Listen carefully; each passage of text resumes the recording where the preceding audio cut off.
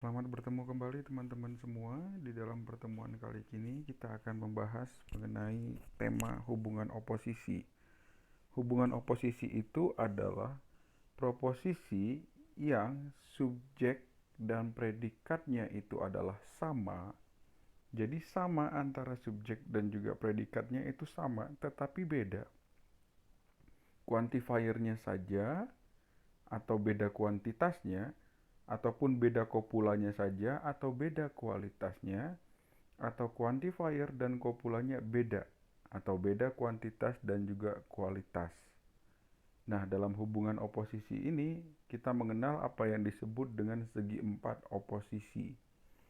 Segi empat oposisi itu adalah subjek dan predikatnya sama tetapi dibedakan oleh quantifier dan juga kopulanya.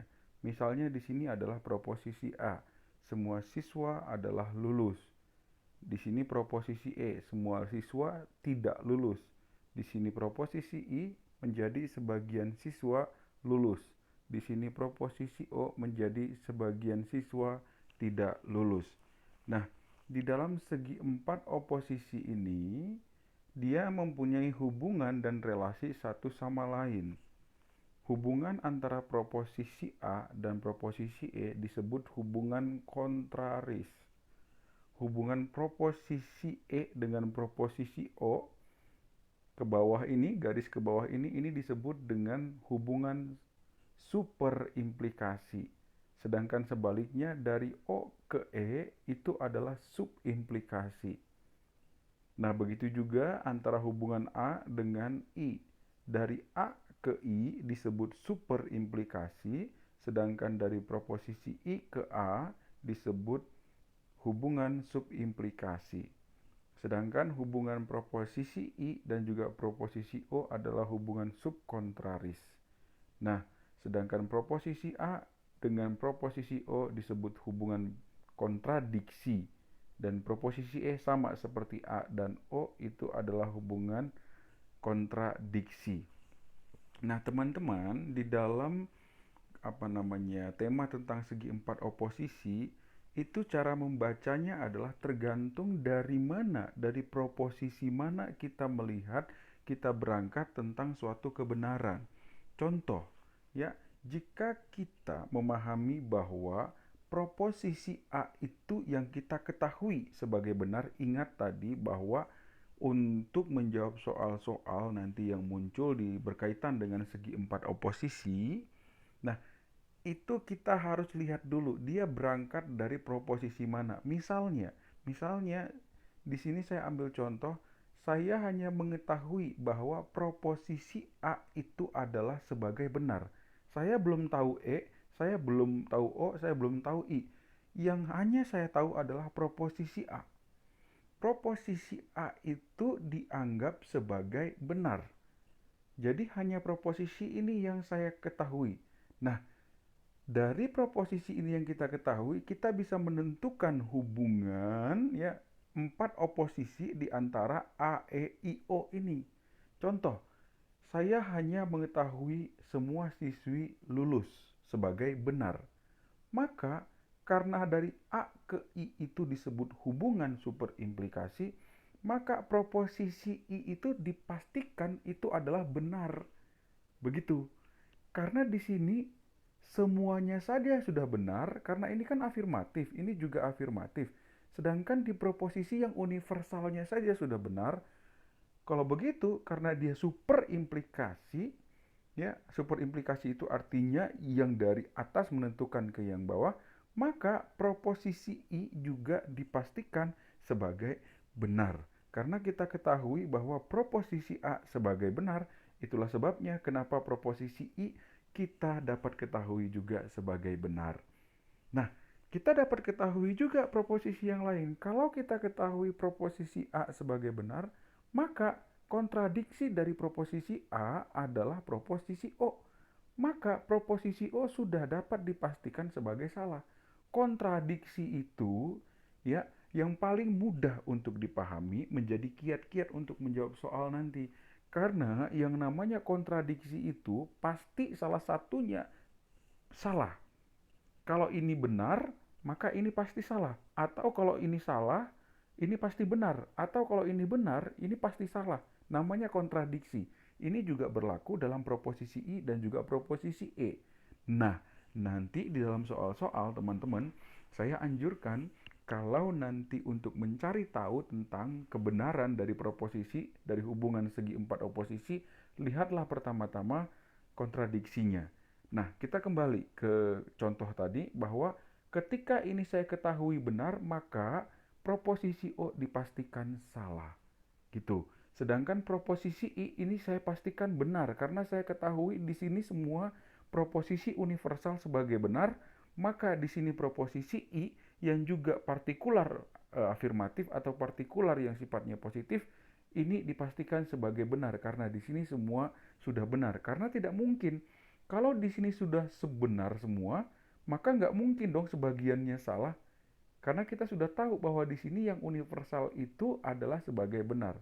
Kalau proposisi I dianggap sebagai benar karena kita sudah tahu proposisi A sebagai benar, maka kontradiksinya proposisi E sudah dapat dipastikan sebagai salah. Begitu, ya. Sudah dapat dipastikan proposisi E sebagai salah. Karena kita tahu dari proposisi A di sini tadi, ya, ini sebagai benar. Ini dikatakan sebagai benar, maka ini pun akan pasti benar. Kalau ini menjadi benar, ini pasti benar, kontradiksinya adalah E, maka dia proposisi E ini pasti salah. Nah, kontradiksi dari proposisi E adalah proposisi O. Maka proposisi O pasti salah kalau kita sudah ketahui proposisi A sebagai benar. Maka teman-teman, kalau kita hanya mengetahui, ingat sekali lagi, dari mana kita berangkat? Kita berangkat dari proposisi A. Yang kita ketahui misalnya adalah hanya proposisi A sebagai benar. Maka kita diminta untuk menentukan nilai kebenaran proposisi lainnya. Proposisi I, proposisi E, atau proposisi O. Kalau kita ketahui A sebagai benar, mudahnya kita melihat kontradiksi, maka ini pasti salah. O pasti salah. Kalau A yang universal saja sudah benar, maka yang partikular pasti benar. Kalau yang ini sudah benar, maka kontradiksinya pasti salah. Begitu tentang segi empat oposisi. Sebenarnya bagan ini sudah ada, teman-teman. Bagan ini sudah ada tentang hubungan oposisi ini. Kalau A benar, E pasti salah, I pasti benar, O pasti salah. Atau dari E, dari I, semuanya tergantung dari mana paradigmanya. Hanya saja ada kasus khusus. Ya, jangan sampai lupa nanti karena ada yang tidak dapat ditentukan. Ada nilai-nilai yang tidak dapat ditentukan tergantung dari mana kita berangkat. Contoh, ya, proposisi I di sini kalau dikatakan sebagai benar, maka diketahui pasti salah proposisi E. Sedangkan proposisi A itu tidak dapat ditentukan dan proposisi O tidak dapat ditentukan. Kita coba lihat kasus ini ya. Nah, coba kita lihat kasus ini. Kita hanya mengetahui proposisi I sebagai benar. Kita kan nggak tahu yang lain. Kita nggak tahu yang ini. Kita nggak tahu yang ini. Kita nggak tahu yang ini. Nah, dalam bagian ini tadi dikatakan misalnya, proposisi I sebagai benar. Ya. Maka, pertama-tama yang memudahkan kita adalah, teman-teman, kalau kita tahu proposisi I sebagai benar, kita langsung lihat kontradiksinya. Kontradiksinya adalah proposisi E. Semua siswa tidak lulus. Ya, kalau ini kita lihat sebagai benar, maka kontradiksinya ini pasti salah. Gitu. Proposisi E ya pasti salah kalau I kita ketahui sebagai benar. Bagaimana dengan proposisi A? Proposisi A itu tidak dapat ditentukan. Lihat bagian ini. Kalau I benar, maka proposisi A tidak dapat ditentukan. Kenapa dia tidak dapat ditentukan? Karena yang kita ketahui hanya sebagian siswa lulus. Kita tidak tahu apakah semua lulus atau tidak. Kita hanya ketahui, ingat, kita berangkat dari proposisi I. Jika I dikatakan sebagai benar, maka A tidak dapat ditentukan. Kenapa? Karena yang kita ketahui hanya sebagian. Kita tidak tahu semua. Begitu. Ya. Maka yang universalnya kita tidak tahu. I tidak dapat kita kalau I yang kita ketahui sebagai benar, maka A tidak dapat ditentukan dan juga O tidak dapat ditentukan. Kenapa tidak dapat ditentukan? Siapa tahu yang sebagian lagi adalah di proposisi O. Itulah sebabnya kalau kita berangkat dari proposisi yang partikular dan itu dianggap sebagai benar, selalu aja ada yang tidak dapat ditentukan nilai kebenarannya, yaitu proposisi A dan juga proposisi O kalau itu berangkat dari proposisi I. Demikian juga ya kalau kita berangkat dari proposisi O. Begitu. Kalau kita berangkat dari proposisi O, ya, kita melihat O sebagai benar. Maka yang kita ketahui hanya sebagian. Nah, kontradiksinya apa? Kontradiksi dari O adalah A. Maka proposisi A pasti salah kalau O kita akui, kita ketahui sebagai benar. Nah, proposisi E bagaimana? Proposisi E kita tidak dapat tentukan seperti di sini tadi. Kalau O benar, maka proposisi E tidak dapat ditentukan dan I juga tidak dapat ditentukan. Kenapa? Lagi-lagi karena yang kita ketahui hanya sebagian. Sedangkan yang universal semuanya kita tidak dapat menentukannya. Kita tidak tahu apakah itu semuanya benar atau tidak karena yang kita ketahui dari sini. Ini tergantung dari mana posisi kita melihat posisi yang benar itu, ya. Maka dengan demikian, kalau proposisi O kita akui sebagai benar, maka proposisi I pasti tidak dapat ditentukan. Dia tidak dapat ditentukan dan E tidak dapat ditentukan. Begitu. Nah, bagaimana kalau misalnya proposisi partikular berangkat sebagai diakui sebagai salah? Begitu. Nah, kalau misalnya proposisi I kita anggap sebagai salah, teman-teman. Ya, kita mudahnya langsung melihat dari kontradiksinya. Proposisi I salah, maka proposisi E pasti benar karena kontradiksi. Kalau ini sudah benar ya, kalau ini sudah benar, maka superimplikasi. Perhatikan, E ke O itu adalah superimplikasi. Kalau semuanya sudah benar, maka ini pasti benar. Begitu. Kalau ini sudah kita ketahui sebagai benar, maka kontradiksinya pasti salah. Jadi, kalau proposisi I salah, maka E benar, maka O juga benar, dan A salah. Demikian juga kalau kita katakan proposisi O sebagai salah, maka proposisi A benar, proposisi I benar, dan proposisi E salah. Begitu teman-teman. Bagaimana kalau kita berangkat dari proposisi, misalnya proposisi A sebagai salah? Begitu, ya. Kalau proposisi A salah, teman-teman, ya. Nah, kita langsung tahu kalau proposisi A ini agak unik lagi nih. Ini uh, tolong dipelajari lebih lanjut lagi. Kalau proposisi A salah, maka kita lihat kontradiksinya. Kontradiksinya adalah proposisi O. Ya, proposisi O, kalau proposisi A salah, maka proposisi O pasti benar. Setelah kita ketahui ini, kita ketahui ini. Nah, kalau proposisi O sudah kita ketahui benar, kita tidak bisa menentukan E benar atau salah. Ini pasti tidak dapat ditentukan. Karena setelah kita ketahui A sebagai salah, yang kita ketahui adalah sebagian siswa tidak lulus atau proposisi O sebagai benar. Kalau ini karena sebagian yang sudah kita ketahui, maka proposisi E kita tidak dapat tentukan, proposisi I juga tidak dapat kita tentukan. Demikian juga kalau kita berangkat dari proposisi E. Misalnya di sini, kalau proposisi E kita ketahui sebagai salah, maka A tidak dapat ditentukan dan O juga tidak dapat ditentukan. Saudara-saudara, gitu. Kita lihat, kalau proposisi E sebagai salah, maka kontradiksinya adalah I. I pasti benar. Kalau sebagian ini sudah benar, kita tidak bisa katakan ini semua benar. Kenapa? Karena kita ketahui hanya sebagian setelah kita mengetahui kontradiksi E adalah I. Nah, kalau kita sudah tahu ini adalah benar, maka ini tidak dapat ditentukan dan ini juga tidak dapat ditentukan. Siapa tahu sebagiannya ada di sini. Begitu teman-teman. Sebenarnya ada bagannya ini. Bagannya ini kan bisa kamu hafalkan, tapi saya tidak mau menganjurkan kamu untuk menghafalkan. Saya menganjurkan kamu untuk menganalisis dengan mudah saja. Menganalisis dengan mudah itu adalah kamu lihat aja kontradiksinya dari mana, itu memudahkan kamu. Misal, ya, kalau saya minta yang diketahui adalah proposisi I sebagai benar, ya toh? Kalau proposisi benar, proposisi I ini benar, maka kontradiksinya E-nya pasti salah, ya. Sedangkan proposisi A pasti tidak dapat ditentukan. Kenapa? Karena yang kita ketahui hanya sebagian.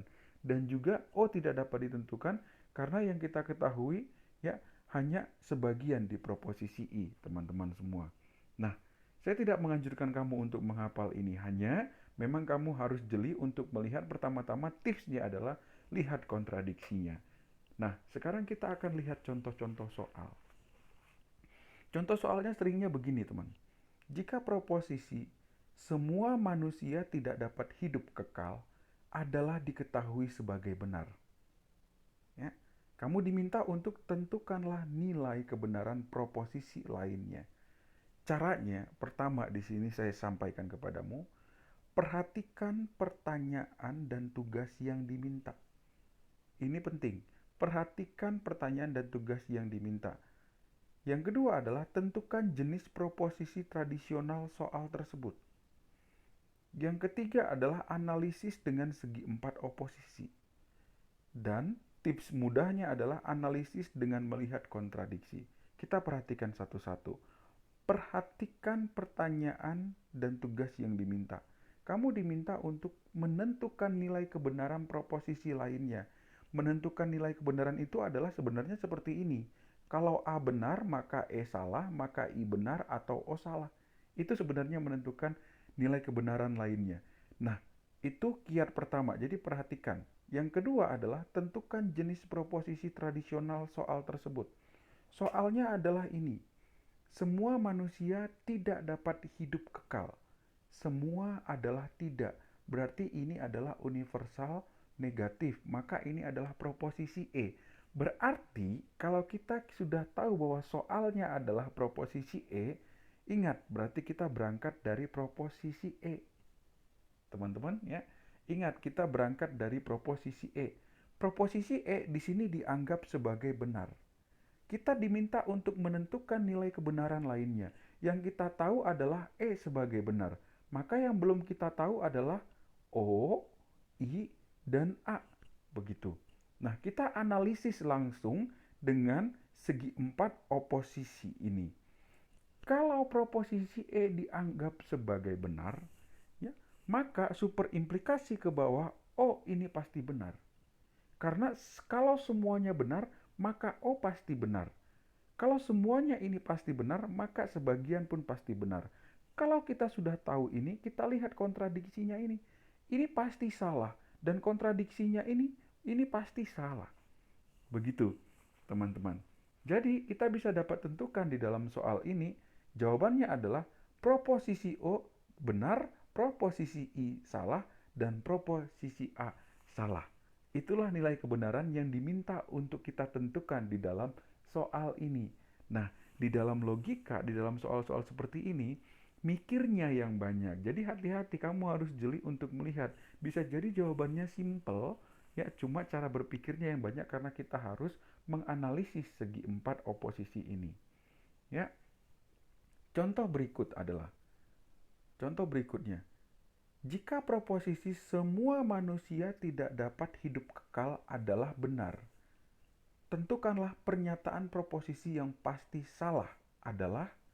Nah, ingat, lagi-lagi perhatikan pertanyaan dan tugas yang diminta. Di bagian soal yang ini, kamu diminta untuk menentukan pernyataan yang pasti salah. Begitu, ya. Pernyataan yang pasti salah. Pernyataan yang pasti salah dari setelah kita ketahui bahwa proposisi ini pasti benar. Perhatikan, teman-teman, ya. Cara pertama adalah perhatikan soal yang diminta. Kita diminta untuk membuat pernyataan yang pasti salah. Yang kedua adalah tentukan jenis proposisi tradisional soal.